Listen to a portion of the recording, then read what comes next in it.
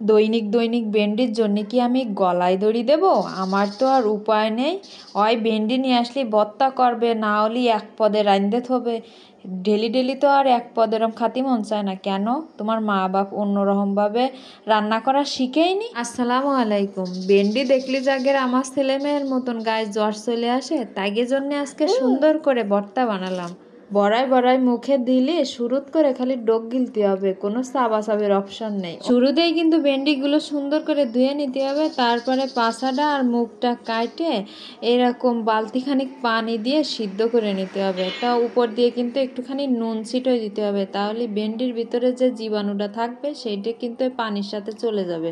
ভেন্ডিগুলোকে কিন্তু আমি 5 মিনিটের মতো সিদ্ধ করে নিছি। এখন হচ্ছে চুলাতে উঠায়ে তারপরে এরকম হাত দিয়ে ওর ভিতরটা দেখে নেব, আবার পোকা টোকা থাকবে না।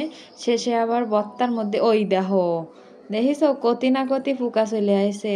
ভাগ্যিস আমি এইভাবে খুলে নিছি, না হলে যে পোক জোক খাই মারতাম সোয়াল মেয়েরে।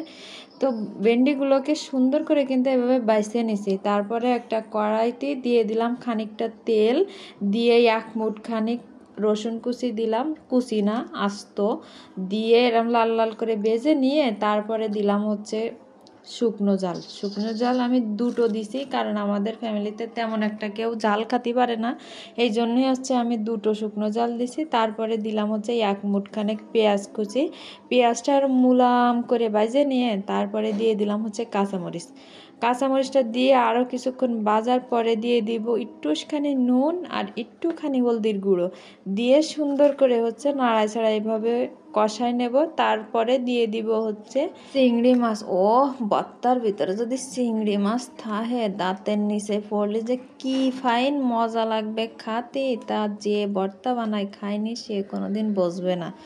তো এখানে আমি একটুখানি হচ্ছে দিয়ে দিলাম, পানি দিয়ে দিলাম। পানি দেওয়ার পরে এখানে আমি ভেন্ডিগুলোকে বিছাই দিয়ে ঢাকনা দিয়ে ঢেকে 5 মিনিট জাল করে নেব। এখন এই ভেন্ডিগুলো কিন্তু এই যে বিছাই দিলাম না, এখন মুলাম হয়ে যাবে একদম। 5 মিনিট পরে একদম লেতা সেতা হয়ে গেছে। তারপরে এইভাবে অনবরত নাড়ায় চাড়ায় পানিটা টানে গেলি তারপরে হচ্ছে চুলাতে নামায় নিতে হবে। তো যতক্ষণ পর্যন্ত কিন্তু পানি থাকবে ততক্ষণ কিন্তু চুলায় এভাবে নাড়াচাড়া দিতে হবে, না হলে হচ্ছে তলানিতে একদমই লেগে যাবে। তো আমার কিন্তু ভেন্ডি ভর্তা হয়ে গেছে। এখন গরম ভাতের সাথে বড়াই বড়াই খালি যে কি ফাইন মজা লাগবে। তো যারা এইভাবে ভর্তা কোনোদিন খায়নি তারা তো এর মর্ম বুঝবেই না। তো এইখানে আমি কিন্তু লেবু নিয়ে নিছি, আর লেবু চিপে তারপরে হচ্ছে এইভাবে করে খাবো। আর ঝাল ডলে নিলি কি ফাইন ঝাল ঝাল, উফ সেই স্বাদ। যে কোনোদিন ভর্তা খায়নি সেও যদি এই ভেন্ডির ভর্তা খায় তো প্রতিদিন কবে যে ভেন্ডি গাছে গলায় দড়ি দেবো দরকার হয়, তারপরেও ভেন্ডি ভর্তা খাবো। তোমরা কিন্তু চাইলে এখানে এই যে আমি চিংড়ি মাছ দিছি না, এটা কিন্তু স্কিপ করতে পারো, এমনি ভর্তা খেতে অনেক ভালো লাগে। তো আমার ফ্রিজে সবসময় চিংড়ি মাছ থাকে, এই জন্য চিংড়ি মাছ দিয়ে ভর্তা খেতে আমার বেশি ভালো লাগে। তো এই দাও রসুনটা কি ফাইন গুলে গেছে, একদম মুলাম হয়ে গেছে। তো খাতি খাতি বিদায় নিলাম আজকের মতো। সবাই ভালো থাকবা, ধন্যবাদ, আসসালামু আলাইকুম।